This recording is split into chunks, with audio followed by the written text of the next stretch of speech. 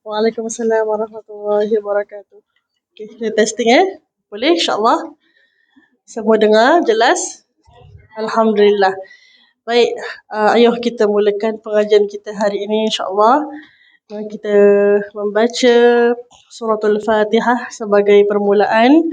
InsyaAllah semoga segala apa yang kita pelajari hari ini mendapat pahala di sisi Allah, dan moga-moga majlis ini diberkati oleh Allah Subhanahu wa taala. Amin. Ala hazihi niyya wa ala kulli niyatis salihah. Al-Fatihah. أعوذ بالله من الشيطان الرجيم. بسم الله الرحمن الرحيم. الحمد لله رب العالمين الرحمن الرحيم مالك يوم الدين إياك نعبد وإياك نستعين اهدنا الصراط المستقيم صراط الذين أنعمت عليهم غير المغضوب عليهم ولا الضالين آمين. بسم الله الرحمن الرحيم. رب اشرح لي صدري ويسر لي أمري واحلل عقدة من لساني يفقهوا قولي. اللهم صل على سيدنا محمد وعلى آله وصحبه وسلم. Amma ba'du. Assalamualaikum warahmatullahi wabarakatuh. Apa khabar semuanya? Saya rasa dah lama juga tak jumpa Dah lama tak kelas. Okey, mungkin hari ini ada yang terkejut, ada yang terpegun. Kenapa ustazah hari ini pakai colour? Selalunya pakai colour hitam, kan? Hari ni pakai colour. Lepas tu muka pun macam ada makeup, kan? Kenapa jadi saya jadi sebelum saya digeribah, baik saya bilang jadi saya ni daripada jemputan kahwin kawan saya. Jadi takkanlah kita pakai hitam, kan? Jadi kita pakai colour-colour sikit lah. Tu yang muka ni ada comot-comot sikit lah, pakai makeup sikit. Cover-cover sikit lah. Saya orangnya tak pakai makeup sebenarnya. Kalau keluar jalan pun tak pakai. Saya kalau majlis baru saya pakai lah. Sebab apa? Sebab jumpa ramai orang, kan? Jadi perlulah tunjukkan sedih sikit muka tu. Majlis orang, kan? Jadi kalau kerja ke, kalau keluar sendiri pun saya tak pakai. Saya malas nak pakai sebenarnya. Okey, insyaAllah. Alhamdulillah. Puji syukur kepada Allah Subhanahu wa taala yang telah memberikan kita nikmat, nikmat keislaman, nikmat keimanan, nikmat dapat berjumpa dengan kawan-kawan, dapat kita berkumpul hari ini untuk sama-sama kita mempelajari dan saling kita mendapat faedah antara satu sama lain.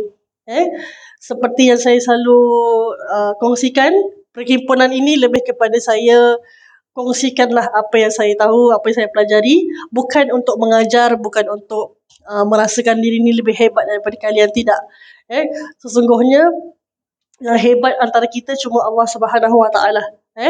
Anyone is hebat di mata Allah sebenarnya. Bukan saya, bukan kalian juga. Kira siapa yang Allah nak angkat, itu yang hebat di mata Allah. Orang yang paling hebat adalah orang yang sangat bertakwa kepada Allah, orang yang dekat dengan Allah. InsyaAllah. Jadi di antara kita yang paling bertakwa tu yang hebat dipandang oleh Allah Subhanahu wa taala. Kita akan meneruskan bab Qalbul Salim. Maaf, hari ni tak sempat saya nak siapkan slide. Jadi kita baca kitab sajalah for now. Tapi insyaAllah saya go slowly lah. Kalau tanpa slide saya akan go slowly supaya dapat dimanfaatkan semua. Kita akan masuk bab seterusnya. Kita sudah pun selesai bab sifat-sifat mazmumah. Siapa tahu sifat-sifat mazmumah? Maksud mazmumah itu apa? Saya minta izin ibu ni untuk letak di bawah, boleh? Saya takut tak nampak ibu nanti. Boleh? Boleh Alhamdulillah. Jadi, siapa tahu apa maksud sifat-sifat mazmumah? Ma ma'ana mazmumah? Apa maksud mazmumah? Dah 2-3 minggu tak sekolah, kan? Tak belajar ni. Alamak, dah lupa pula semuanya. Kak Siti betul Ketawa dia. Apa maksud mazmumah? Siapa boleh share lah, share answer. Tak ada yang salah, insyaAllah. Semua tahu kat sini. Sini semua tahu. Cuma malu-malu je. Kan? Siapa jawab, siapa yang nak pahala dia jawab. Sebab dia akan berkongsi dengan kawan-kawan. Tak nak pahala? Tak pahala kan? Apa tu maksudnya sifat mazmumah? Okay, boleh lah Google. Boleh, tak apa. Tak ada kitab kan? Okay. Yang tak ada kitab boleh lah. Saya? Akhlak yang tidak terpuji. Maksudnya sifat-sifat yang tak baik dalam diri kita. Secara rohani. Secara batin. Sifat-sifat yang tak baik. Contohnya seperti apa? Sifat mazmumah ni ada 10. Siapa boleh bilang? Satu orang satu. Siapa cepat? Miss yang lain tak boleh repeat answer lah. Cepat. Ada 10 tau. Ada 10. Saya tak nak point. Takut nanti pressure. Kan? Kita dapat merasa lebih baik. Itu makna dia. Perkataan dia. Ujub. Okay. Very good. Alhamdulillah. Lagi satu. Lain? Ujub. Riak. Betul. Yes, betul. Dah 2. Sombong. Okay. Baik. 3. Hasad. Betul. Ya. Tamak. Betul. 5. Lagi 5 sifat mazmumah yang kita dah belajar. Lagi 5. Ujub tak boleh, riak tak boleh, hasad tak boleh, sombong tak boleh. Tamak tadi kan? Tamak. Sombong tak boleh. Lagi 5. Yang belum disebut. Buruk sangka. Termasuk daripada. Tidak, itu termasuk daripada dengki. Itu termasuk daripada hasad. Lagi 5. Boleh tengok handphone tak apa, boleh. Boleh tengok buku sebab kita nak revise balik ni. Oh, memang tahu 5 ni Kenapa tahu 5 ni? Selalu buat ke? Tak kan? Semoga tidak ya. Lagi 5 apa? Yang saya selalu cakap.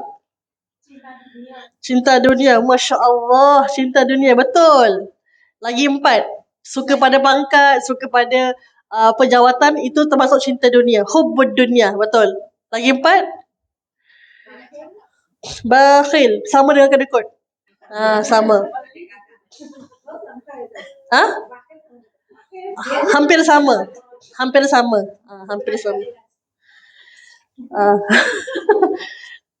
Lagi 4. Siapa nak jawab? Pahala banyak ni nak kasih ni. Malaikat tengah tulis ni. Sum'ah itu termasuk daripada sombong dan riak juga sama. Sum'ah, ujub, riak sama. Lagi 4 ni. Kita belum sebut ni. Banyak makan. Itu saya tengah tunggu. Masya Allah. Ke semua ni dah tak banyak makan Masya Allah. Baguslah Bukan. Bukan hari tu ada cendol, ada apa semua kan. Ni masih banyak makan ni. Okay. So lagi 3. Mengatakan hal apa itu? Itu maksudnya apa? Tu kategori apa? Banyak berkata-kata. Masya Allah. Yang sebut tadi siapa? Ibu ya? Okay. Masya Allah. Tak pernah nampak. Tak pernah nampak siapa? Siapa namanya ibu? Ibu Annie. Baru join. Atau daripada Mujahidin. Oh, memang join sini lah. Alhamdulillah. Okay. Very good. Alhamdulillah. Apa tadi banyak cakap kan? Banyak berkata-kata pun antara sifat mazmumah.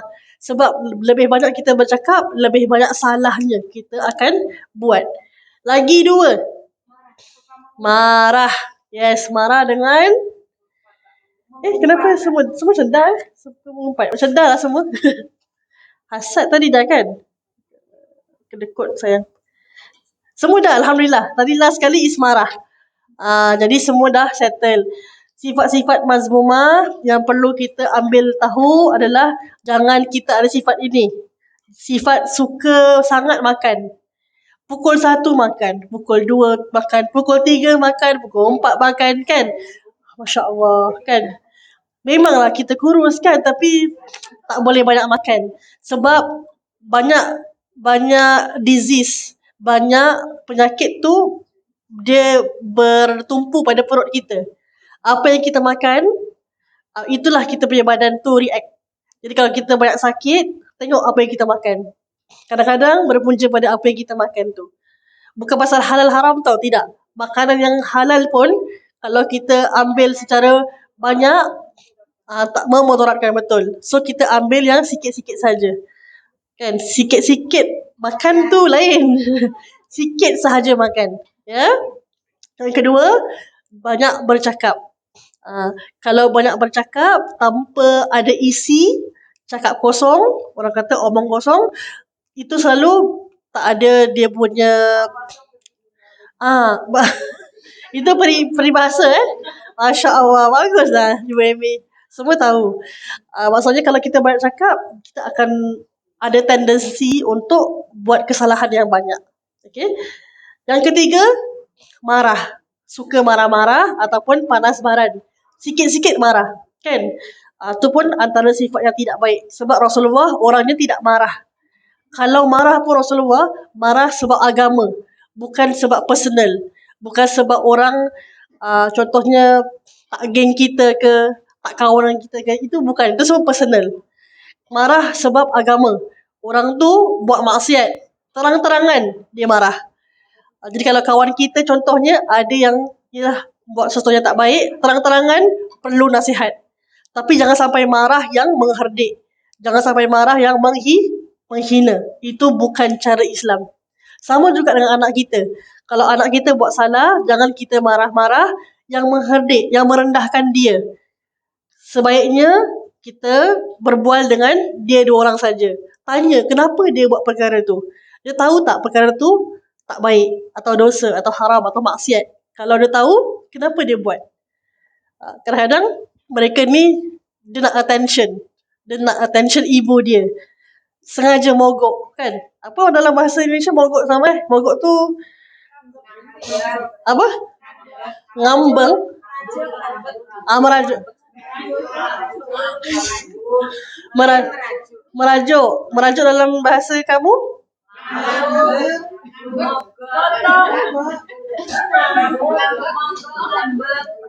Ngambang. Ngambek. Maaf saya cuma tahu ambang je. Lah, hampir sama. Itulah saya. Ngambang-ambang sama ni. Baru makan tadi kan? Bukan Okey. Okey, ngambek. Okey, masya-Allah. Perkataan yang baru saya belajar hari ini. Yang keempat, jangan kita ada sifat hasad, dengki ataupun iri hati dengan orang. Rezeki kita Allah dah tetapkan. Sejak kita belum lahir pun Allah dah tetapkan kita punya rezeki tu apa. Before kita being born in this world, sebelum kita dilahirkan di dunia pun, roh kita dah diciptakan pun, Allah dah letak semua apa rezeki kita. Contoh, ada rumah ke, tak ada rumah ke, dah kahwin ke, belum kahwin, akan kahwin ke tidak, ada anak ke tidak, dapat pergi umrah ke tidak, dapat pergi haji ke tidak, semuanya dah ditetapkan oleh Allah Subhanahu Wa Taala.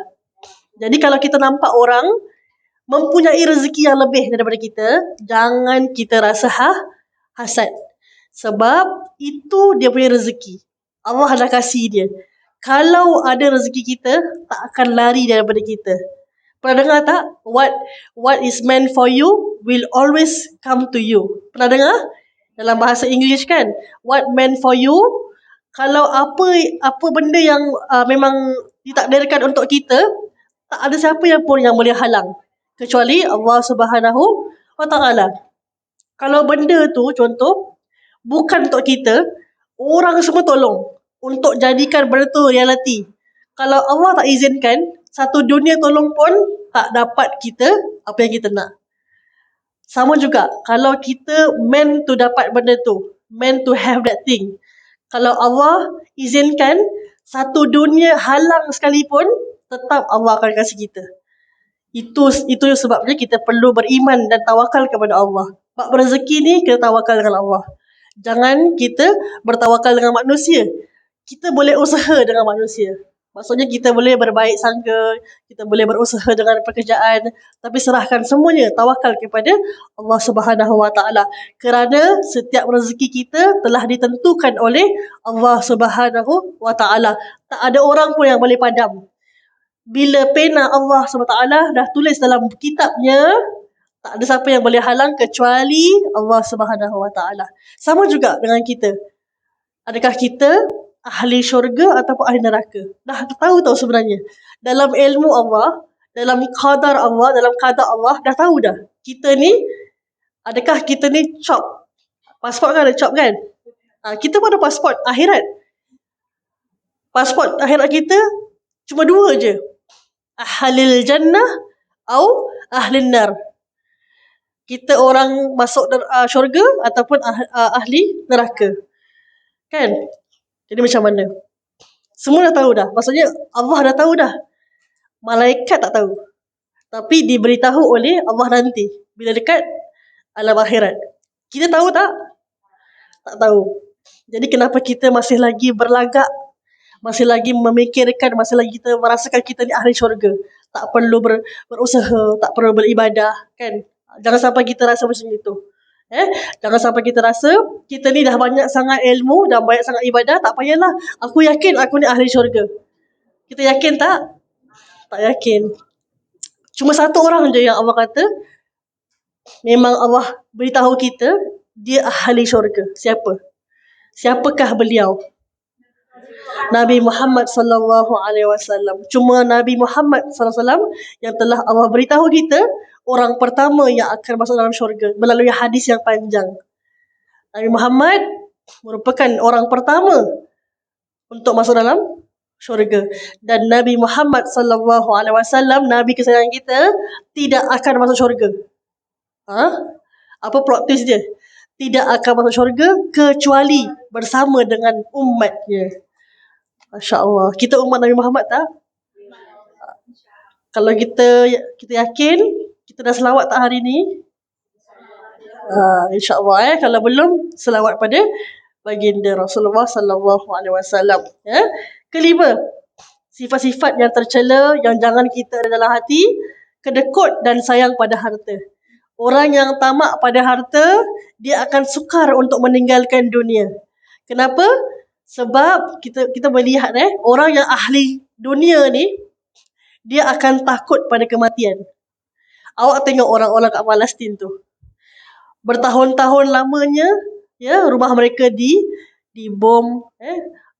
Saya harap perkataan tu tidak tak keluar.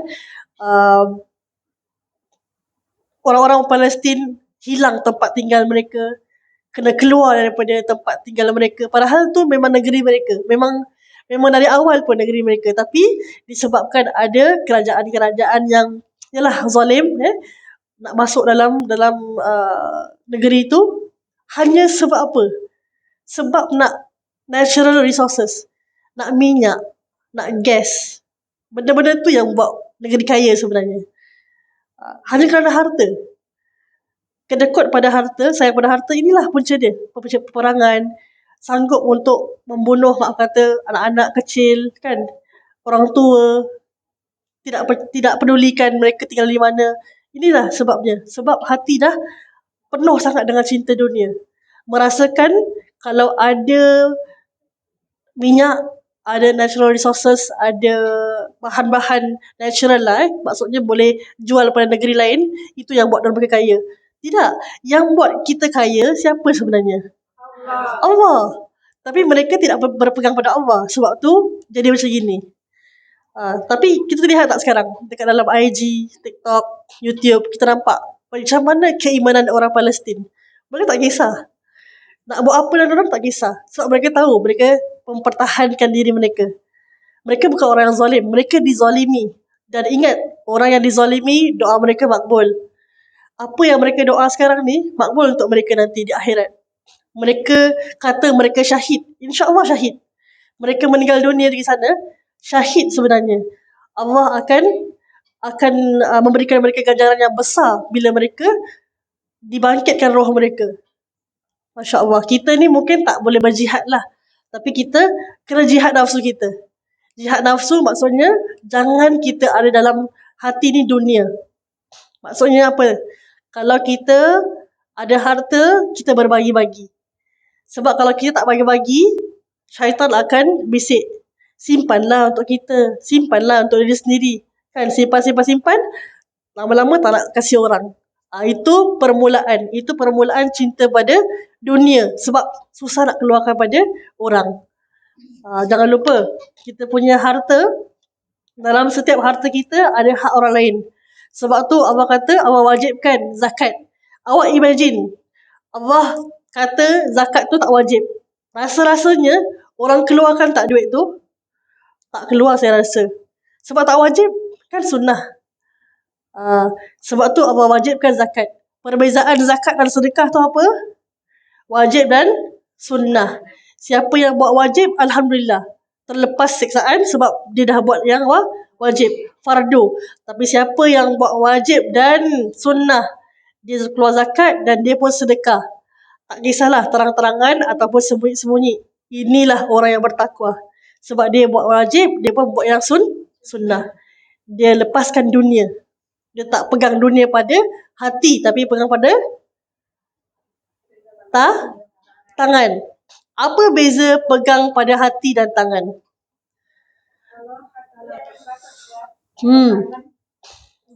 Tangan gini. Kita terima benda. Waalaikumsalam warahmatullahi. Bila kita terima sesuatu benda, ya. Makin ramai orang, Masya Allah. Silakan.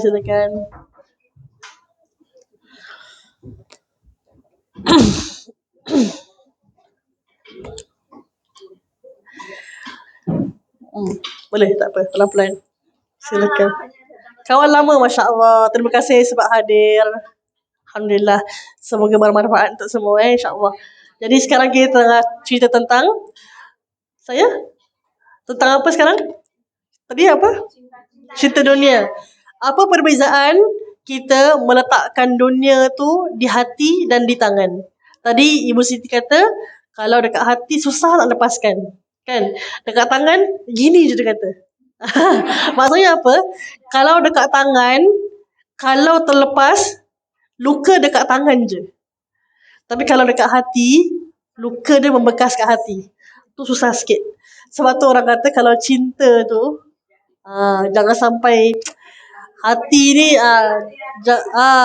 jangan sampai setengah mati lah orang kata kan. Sebab apa? Kenapa ada lagu tu? Kenapa kita rasa setengah mati? Sebab cinta dekat hati. Jangan kita cinta sepenuh hati sangat gitu. Cinta sekadarnya. Cinta kerana Allah Ta'ala. Maksudnya kalau ditinggalkan pun, dilepaskan pun, tidak sesakit yang dirasakan lah. Tapi itu masing-masing Itu masing-masing, tak perlu kita panjangkan tentang cinta kat sini. Yang penting jangan kita cinta dunia. Sama juga hasad, dengki semua. Dan keenam, suka pada pangkat. Siapa yang suka pada pangkat? Semua orang suka. Semua suka nak jadi ketua. Semua orang suka nak jadi orang yang ternama. Semua suka jadi orang yang popular contohnya.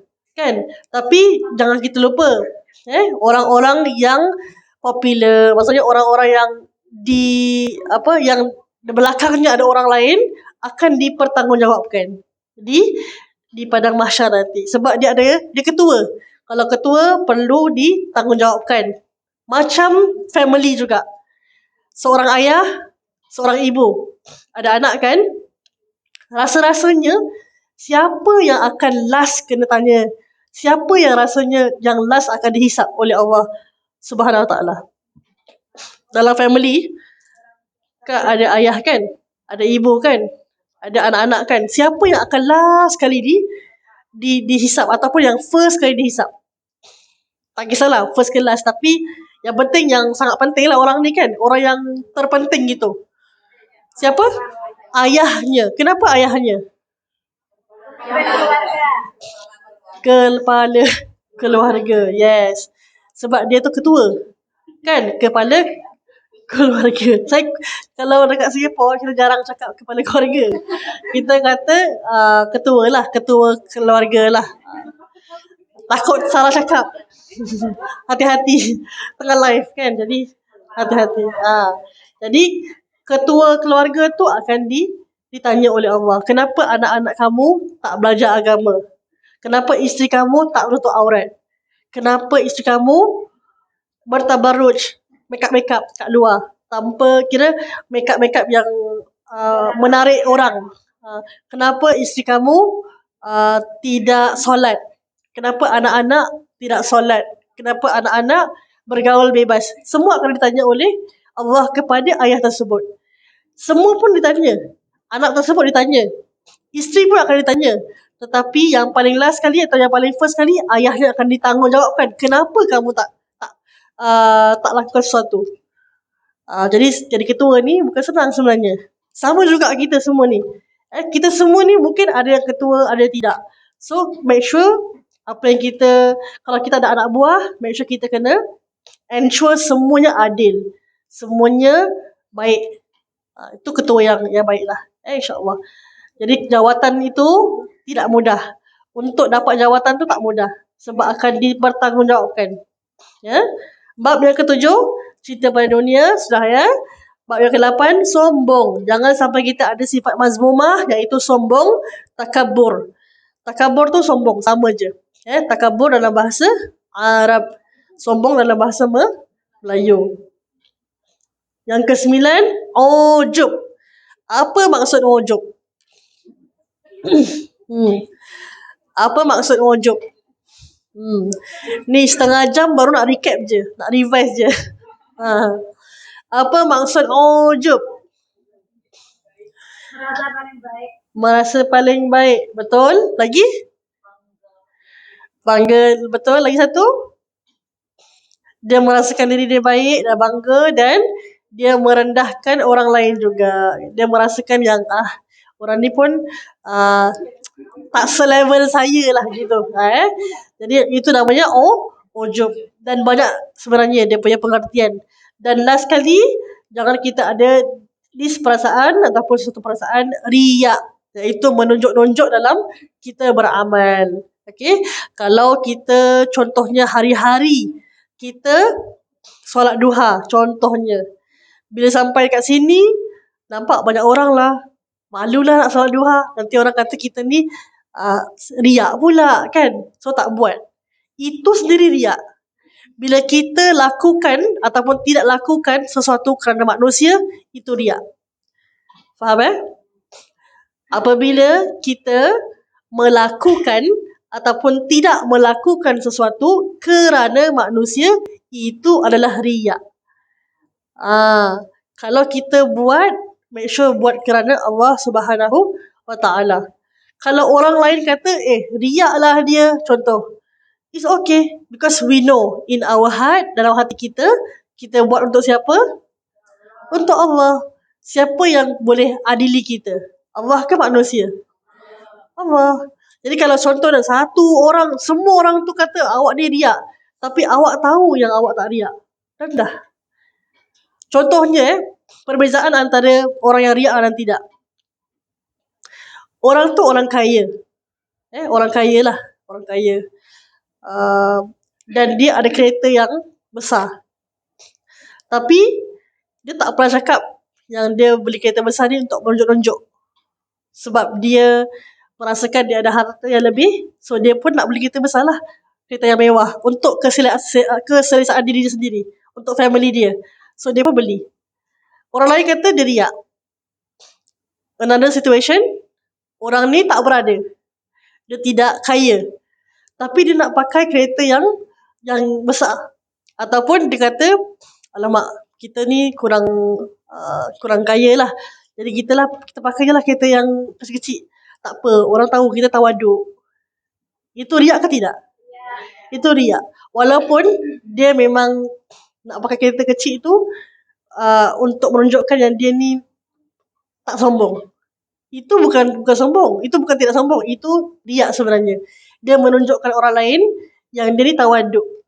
Kalau kita sengaja menunjukkan ketawaduan kita, panjang ketawaduan kita, itu maknanya kita riak.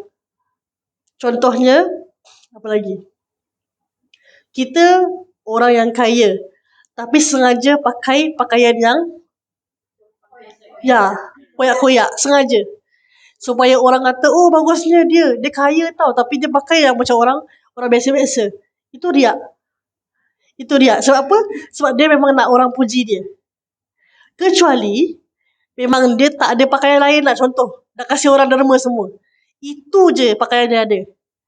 Dan dia tak berniat pun untuk orang puji dia. Itu bukan riak. Another situation ini untuk fahamkan kita.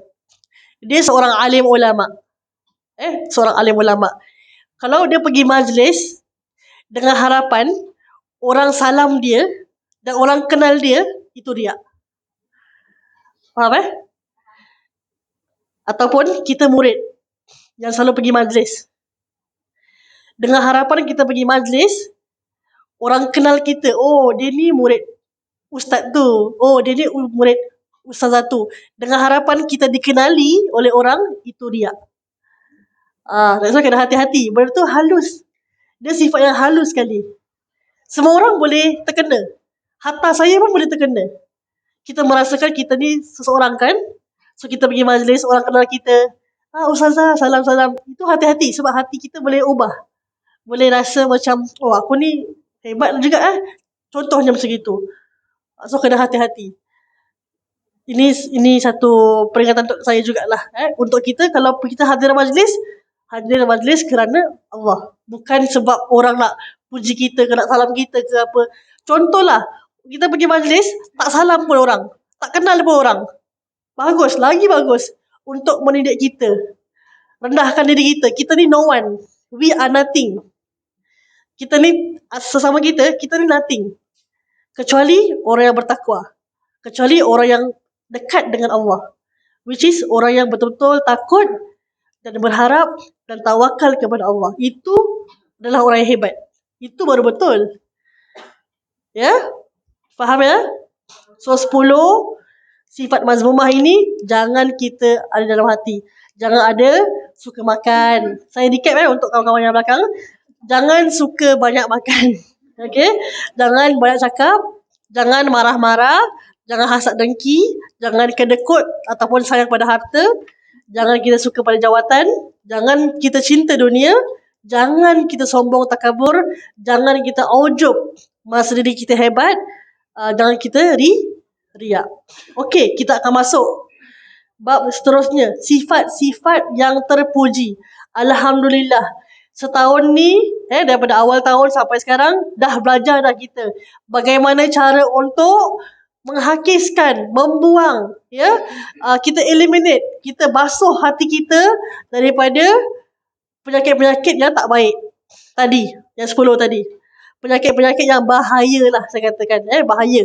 Sebab kalau kita terjangkit penyakit ni, nak ubat dia susah. Tapi, tak susah kalau kita datang kelas.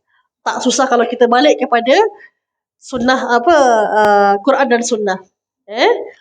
Sekarang ni hati kita dah kosong, contohnya. Hati kita dah bersih lah, contoh. So adakah kita kosongkan hati kita tu macam itu je? Tidak. Kita isi dengan sifat-sifat yang baik. Apakah sifat yang kita akan belajar? Ada 10 insya-Allah. Page 322. Siapa yang ada buku dia boleh refer. Tak ada tak apa. Muka surat 322. Sifat-sifat mahmudah. Sifat-sifat yang baik. Sifat-sifat ni perlu ada dalam diri kamu. Dalam diri saya. Semua. Ketahuilah sifat yang dipuji adalah banyak. Hamba akan sebutkan. Hamba ni maksudnya penulis Ustaz Syekh Muhammad Syekh Ustaz Muhadir Haji Jol menuliskan buku ni. Dia mengatakan dia akan sebutkan 10 saja sifat kerana mencontohi Imam Al-Ghazali dalam kitabnya Al-Arba'in. Ya. Imam Al-Ghazali dia menulis kitab Ihya Ulumuddin dan juga sebagainya. Jadi dia mengambil contoh daripada Imam Al-Ghazali. Jadi 10 sifat mahmudah ialah pertama, sifat-sifat yang perlu ada pada diri kita. Perlu bertaubat daripada semua dosa-dosa kita. Taubat. First sifat mahmudah ialah taubat. Ya. Ma makna taubat? Apa maksud taubat? Menyesal. Itu dia punya istilahan dia. Betul? Tapi istilah. Dari segi bahasa. What is the meaning of taubat? Meminta ampun, betul. Itu istilahan juga. Meninggalkan dosa. Lagi sikit tak betul?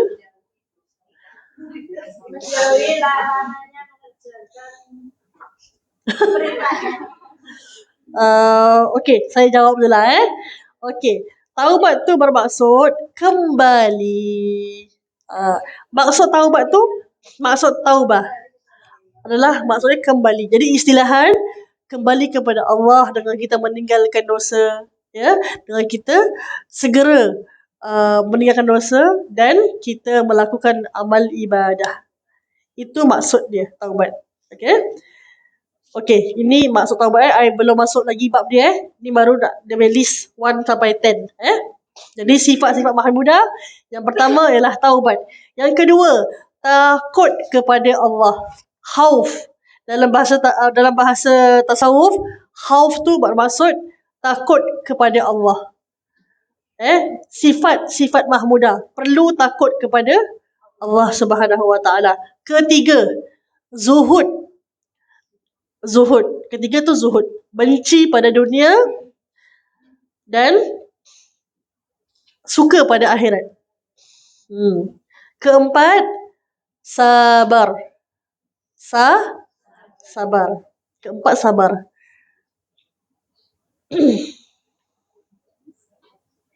Innallaha ma'as sabirin. Pernah dengar kan? Ayat Quran. Innallaha ma'as sabirin.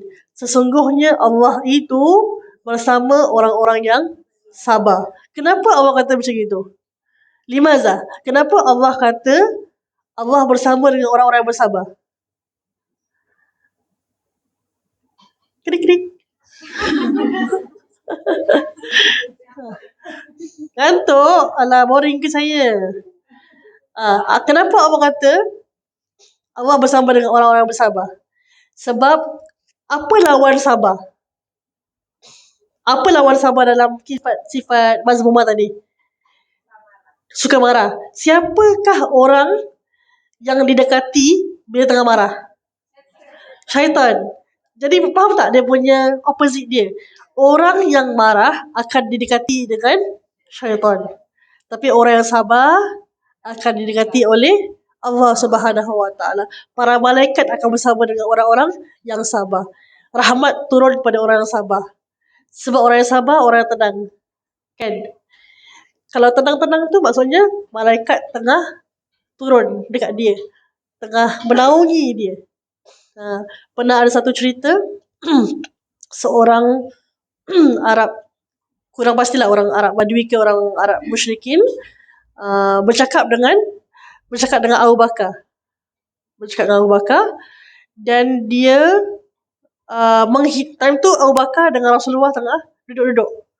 Lepas tu dia cakap dan menghina Rasulullah. Dia menghina Rasulullah diam je. Ataupun dia menghina Rasulullah dan juga Abu Bakar lah. Dia menghina. Dia kata, kau ni apalah semua gitu kan. Dia menghina. Tapi Abu Bakar diam je. Lepas tu dia nampak Abu Bakar diam, dia marahkan lagi. Dia cakap lagi something yang buat orang tu marah. Dia cakap lah apa pasal family lah, masalah apa semua dekat Abu Bakar. Time tu Rasulullah dekat sisi dia. Lepas tu dia nampak Abu Bakar diam kan. Dia cakap lagi yang kasih orang semarak lagi dia punya marah. Time tu Abu Bakar dah, alamak, aku sabar, aku diam kan. Lepas ni dia cakap lagi kan. Terus Abu Bakar macam cakap balik. Bila Abu Bakar cakap balik je, teka apa Rasulullah buat. Rasulullah bangun, tinggalkan Abu Bakar. Contoh saya dengan orang lain, dia orang marah dia kan. Saya pun diam lah, saya diam. Bila Abu Bakar cakap balik je, saya ni ibaratnya macam Rasulullah lah. Saya bangun, saya tinggalkan dia. Kenapa? Kenapa Rasulullah buat gitu? Bila ditanya, bila Abu Bakar tanya, ya Rasulullah, kenapa engkau tinggalkan aku? Sebab Rasulullah kata apa? Bila engkau diam tadi, bila kau sabar tadi, malaikat semua turun dekat engkau. Tapi bila kau start cakap je, semua lari. Yang datang syaitan. So aku tak suka ada syaitan, aku pergi. Tu cerita dia. That's why orang yang marah, that's why kita kalau nampak orang marah, apa kita buat? Kita marah lagi. Tidak, itu kita syaitan. Tak payah syaitan lain datang, kita syaitan dia. Jangan jadi mata api. Tak begitu. Kalau orang marah, apa kita buat? Kasih dia tenang. Sama juga dengan pasangan. Kalau kita ada pasangan yang kuat marah, kita jadi kena terbalik. Dia suka marah, kita kena tenangkan dia. Kalau pasangan kita marah, kita tenangkan dia. Kalau kita marah, dia perlu tenangkan kita. Sebab siapa yang dah kahwin, siapa yang dah nikah, dah ada keluarga kan, make sure kena cakap dengan suami. Kalau saya marah, abang tenangkan saya.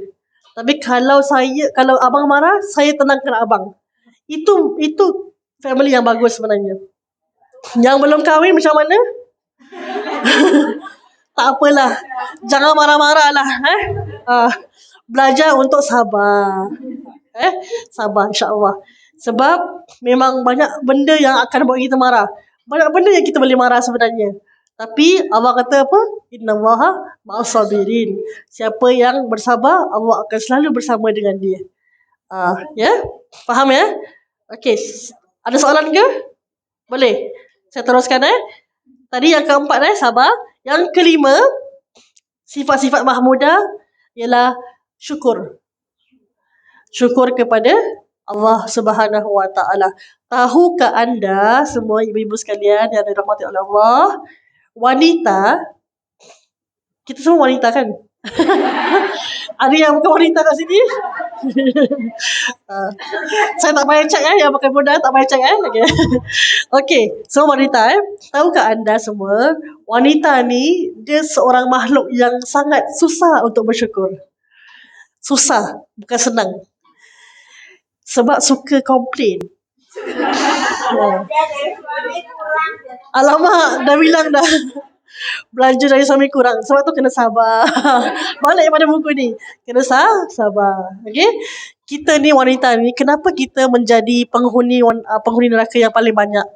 Sebab antara sebabnya ialah kita kurang sabar dan kita tak bersyukur.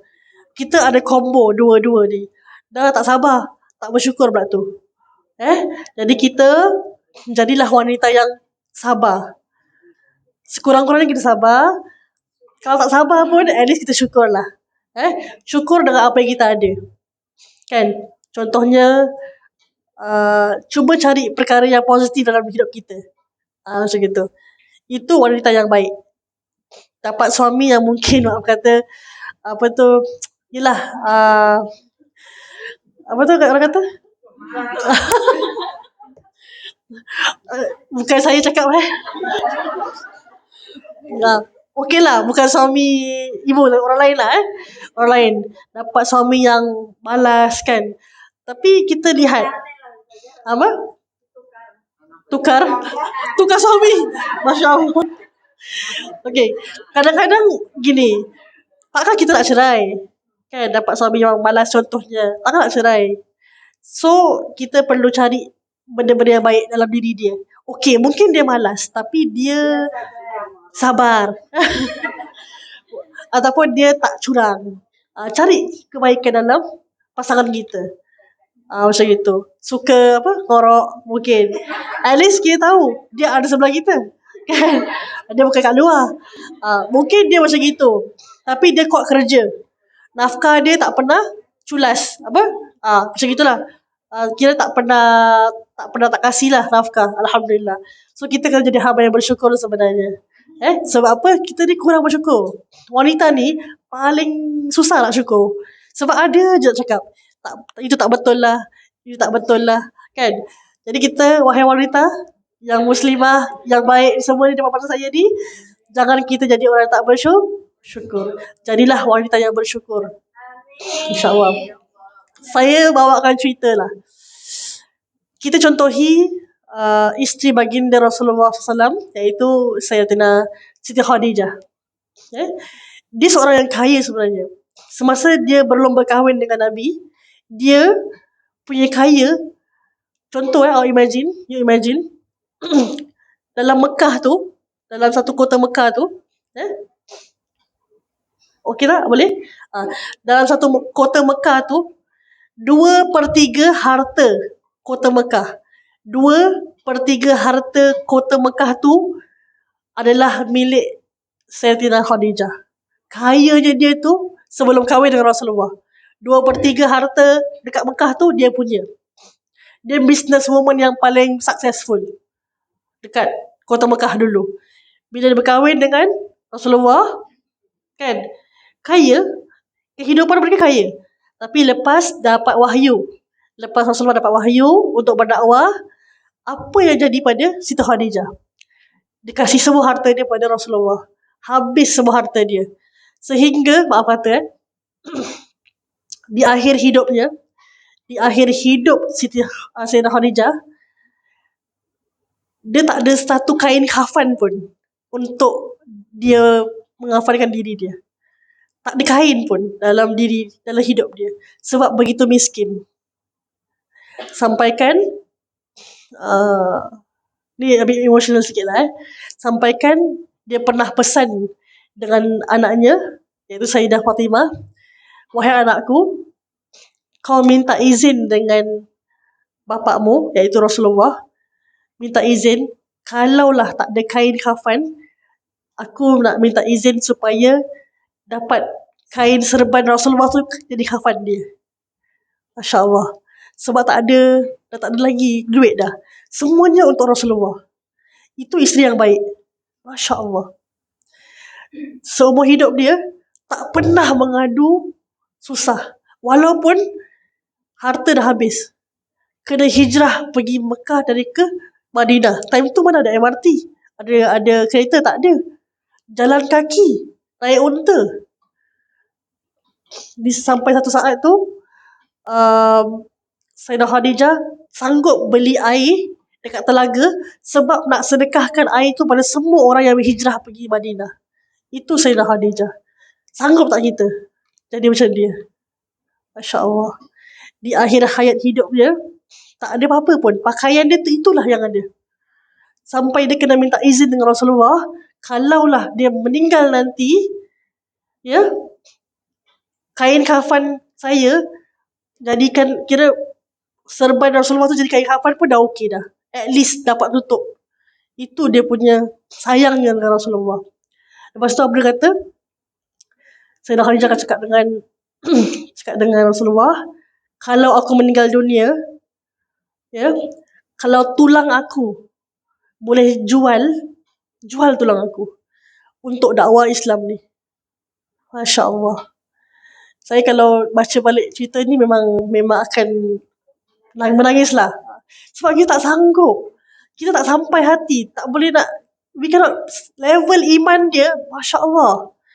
Kita, maaf katalah kita punya almari tu dah tak terkeluar dah kain-kain. Kan? Hari-hari tengok Shein lah, Shopee lah, kan?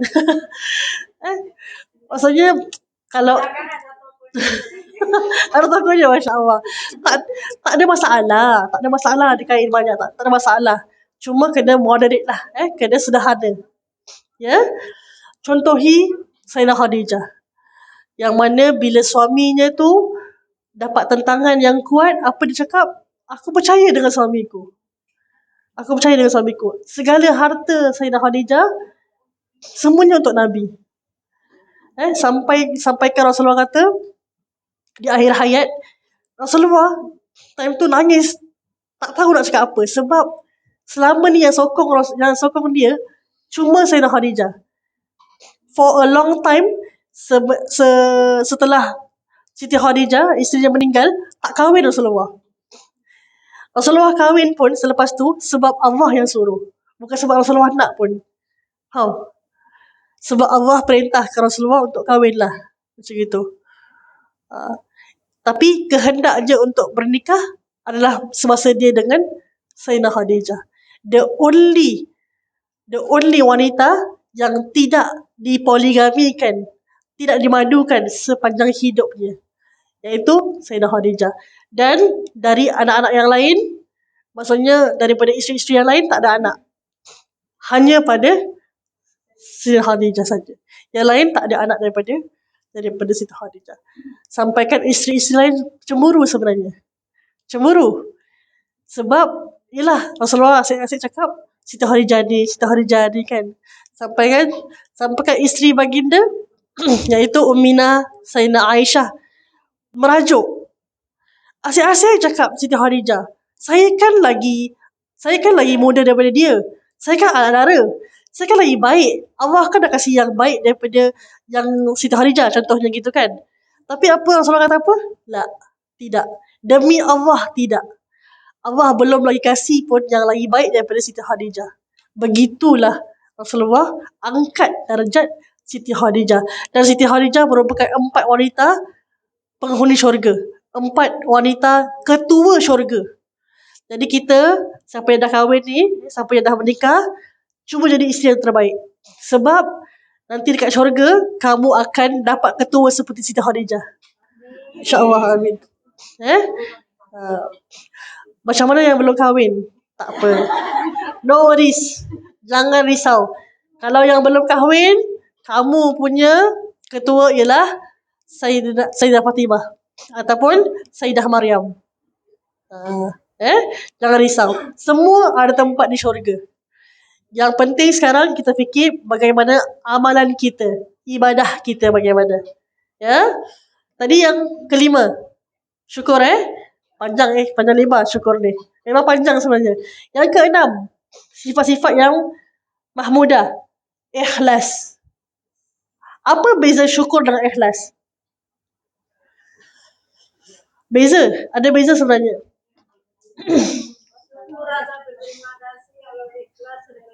Merelakan. Ya. Ikhlas, kita merelakan.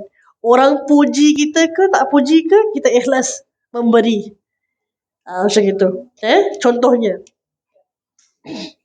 Yang ketujuh, tawakal. Tawakal tu apa?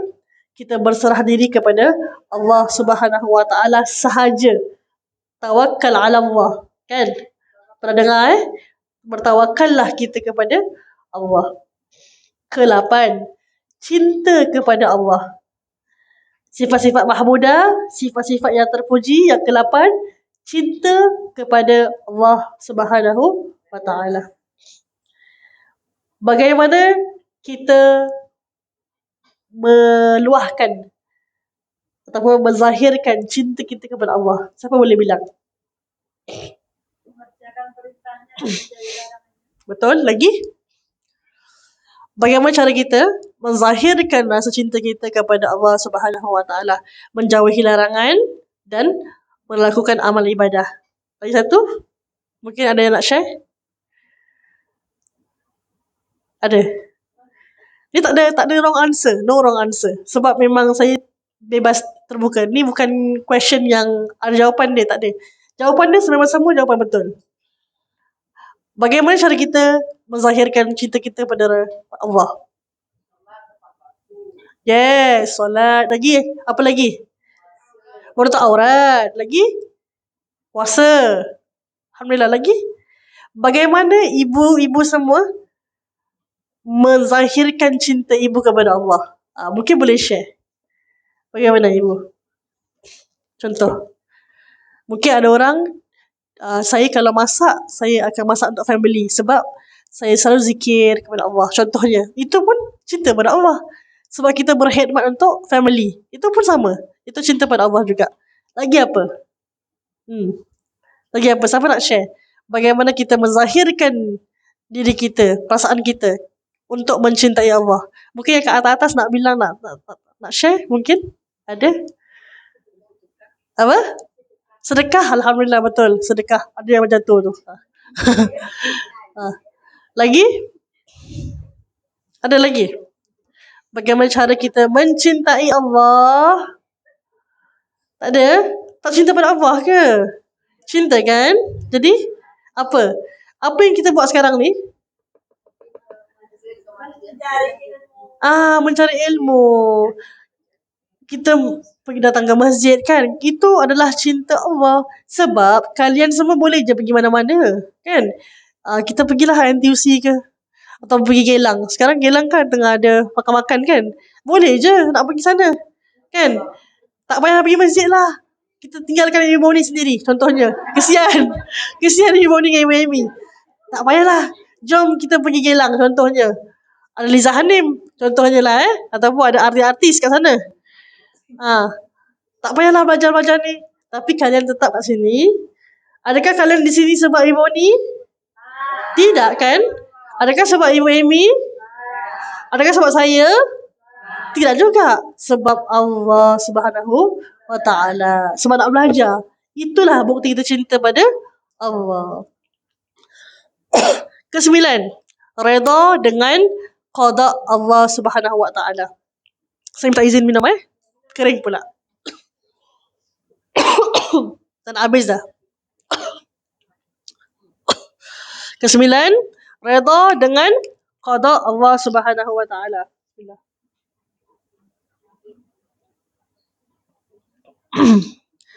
Apa itu qada? Kena kenal maksud qada dan qadar. Rukun, nak test lah. Test Apa itu, berapa rukun iman? 6. Ni tanya ke tahu jawab ni? Rukun iman ada 6. Pertama, beriman kepada Allah. Kedua, beriman kepada para malaikat dulu. Kena ikut. Dia bukan jambel-jambel tau. Kena ikut. Beriman kepada Allah, beriman kepada malaikat, beriman kepada belum lagi, ikut kitabnya. Keempat, beriman kepada semua diam, takut nak jawab. Macam mana? Pertama, beriman kepada Allah Subhanahu wa ta'ala. Siapa yang lupa tulis balik. Ini wajib kena tahu ni fardu ain. Semua kena tahu, wajib. Siapa tak tahu nanti kena tanya. Bukan dengan saya lah, dengan malaikat kena tanya nanti. So beriman kepada Allah Subhanahu wa ta'ala. Ni ilmu asas, ilmu yang wajib kena tahu. Semua kena tahu. Kedua, beriman kepada para malaikat. Ketiga, beriman kepada kitab-kitabnya. Ada berapa kitab? 4 kitab. Taurat. Ikut. Taurat. Zabur dulu. Injil. Al-Quran. Sebaik tak dengar Al-Quran dulu. Terbalik pula Taurat, Zabur dan Injil. Kena ikut Beriman kepada kitab. Keempat, beriman kepada Nabi-Nabi dan Rasulnya. Nabi ada banyak sekali. Nabi ada banyak sekali, Rasul pun ada banyak sekali. Tapi yang wajib kita kena ingat berapa Rasul? 25 Rasul. Kenapa 25? Kenapa cuma kena wajib ingat 25 Rasul saja? Pandai ibu. Sebab nama-nama 25 Rasul ni ada dalam Al-Quran. Baru tahu sekarang kan? Alhamdulillah. So maknanya sekarang ni kita kena ingat 25 Rasul. Kenapa wajib kena ingat 25? Kena ingat 25 sebab 25 nama ni ada dalam Al-Quran. Kalau siapa free lepas dah buat kerja rumah ke apa ke contohnya, ada free time, cuba selak sikit Al-Quran tu, cari. Ada 25 Rasul ni ada dalam Al-Quran. Ada. Itu keempat. Kelima, Beriman kepada hari akhirat, hari kiamat. Siapa yang tak beriman, kesian dia. Sebab apa? Sebab dah nak dekat kiamat dah sekarang ni. That's why jangan cinta pada dunia. Sebab dunia akan binasa. Cinta pada akhirat. Cinta pada akhirat. Apa yang kita buat kat dunia ni, semua akan dibalas dekat akhirat. Last kali, beriman kepada qada dan qadar. Apa maksud qada dan qadar? Ni perbincangan yang panjang sebenarnya. Saya semua singkatkan. Saya summariskan. Qada dan qadar ialah ketentuan Allah, takdir Allah. Qada adalah apa-apa pengetahuan Allah sejak azali sekali. Means sebelum makhluk tercipta pun Allah dah tahu dah. Qada adalah perkara-perkara yang dah jadi, akan jadi dan bakal jadi. Before, during, after. Itu qada. Lepas ni kita pergi mana contohnya? Lepas ni saya nak balik. Contoh. Tapi tiba-tiba saya nak pergi tempat lain. Allah tahu saya nak pergi tempat lain. Saya tak tahu. Kecuali dah rancang lah. Kan? Contohnya. Besok nak makan apa? Lontong. Contohnya okey. Dalam qada Allah, dalam qadar Allah, Allah tahu makan lontong. Kamu pun tahu. Tapi tiba-tiba besok tak ada nasi. So makan lontong tak? Tak makan. Tapi Allah tahu tak jadi lontong tu. Ibu tahu tak? Tak tahu kan? Sebab dalam kita punya pemikiran, ilmu kita ingatkan ada nasi tu, ada lontong tu contohnya. Tapi besoknya cek nasi dah habis. Kena pergi NTUC. Kena beli nasi. Tu maknanya qada dan qadar. Itu perbincangan yang lagi satu. Panjang perbincangan ni. Tak habis. Dah habis pun timing. Dan last kali, ingat mati. Macam lagu Lagu apa? Yang mati tu dah start tu. So, sifat-sifat mahmudah. Ingat mati. Orang yang berakal, orang yang bersedia adalah orang yang siap-siap ingat mati. Dia tahu lepas ni dia akan meninggal dunia. So apa yang dia akan tinggalkan dekat sini? Kalau ada ayah, kalau ada parents, mungkin dia tinggalkan duit, tinggalkan syarikat, tinggalkan company, tinggalkan harta, kan? Jadi kita ni tinggalkan apa? Ilmu yang bermanfaat. Apa 3 perkara yang tidak akan terputus amal jariahnya? Sedekah jariah, doa yang soleh, ilmu yang bermanfaat. So apa yang kita belajar hari ni, kalau kita sampaikan kepada kawan-kawan dan dia amalkan, sepanjang dia amalkan apa yang kita bilang tu, kita berpahala. Sebab tu paling senang nak dapat pahala ni, apa kita boleh buat? Ajar orang baca Al-Quran. Tu paling best. Sebab selagi mana dia ada ilmu tu, selagi mana dia baca, selagi tu kita pahala. Dapat pahala banyak sebenarnya. So rajin-rajinlah mengajar Al-Quran dan belajar Al-Quran. Yang terbaik di antara kalian semua adalah mereka yang mengajar Al-Quran dan belajar Al-Quran. Itu hadis Nabi. Saya cuma translate je. Kan? Sebaik-baik di antara kamu adalah mereka yang belajar Al-Quran dan mengajarkan Al-Quran. Itu paling baik. Sebab apa? Itulah cara untuk dapat amal jariah yang forever and ever. Kita meninggal dunia pun, kalau orang tu masih hidup, dia baca Al-Quran, kita dapat pahala. Sebab kita pernah mengajarkan dia. Hatta kalau saya mengajarkan satu benda, contoh okey, huruf ni huruf alif. Semua tahu huruf ni huruf alif. Next time, you ajar orang lain, pahala saya dapat. So everyone will get their pahala. Macam gitu. So jangan tak belajar dan jangan tak mengajar. Lepas ada ilmu, kena mengajar. Sebab ilmu yang bermanfaat, kalau kita share dengan orang, kita punya pahala akan berterusan. Walaupun kita dah meninggal dunia. Tapi kalau dia meninggal dunia, macam mana? Kalau orang kita ajar tu meninggal dunia. Kalau dia ajar orang lain, berterusan tau. Mengalir. Macam sungai alir dia. So kena ajar. Macam itu. Masya Allah. Wallahu a'lam bissawab. Ni belum masuk lagi. Baru mukadimah saja. Mukadimah saja. Page 321. Sifat-sifat yang mahmudah, insya-Allah. Ada soalan so far? Tanya-tanya?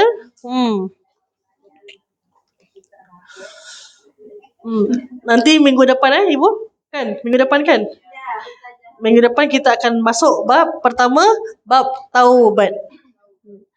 Siapa nak tahu apa maksud taubat nasuha? Datang. Syarat-syarat taubat. Nak tahu macam mana syarat-syarat taubat? Datang. Rukun taubat. Macam mana? Datang. Harap datang. InsyaAllah. InsyaAllah. Macam mana nak bertaubat? Kalau kita asyik buat maksiat. Taubat maksiat. So macam mana kita nak? How kita nak recover from that? How to putuskan dia? Maksudnya jangan kita maksiat lagi. Taubat dan stop. Macam mana? Next week datang. Banyak istighfar lain. Boleh juga, betul. Tapi buat juga. Terbuat juga contohnya. Terjatuh juga. Macam mana? Apa yang kita boleh buat? Ada dia punya petua dia, ada dia punya doa khusus dia. Doa daripada alim ulama. Kalau orang-orang macam gini, adakah solat dia diterima? Adakah orang-orang yang bermaksiat dan bertaubat, adakah taubat dia diterima oleh Allah? Next week. Minggu depan. Minggu depan kita akan jawab, insyaAllah. Okay, kita tutup majlis saya, boleh? Ibu? Boleh? Subhanakallahumma bihamdika asyhadu an la ilaha illa anta astaghfiruka wa atubu ilaik. Bismillahirrahmanirrahim. Wal 'asr innal insana lafi khusr illa allazina amanu wa 'amilus solihati wa tawasaw bil haqqi wa tawasaw bis sabr. Okay, insyaAllah. Assalamualaikum warahmatullahi wabarakatuh. Terima kasih semua.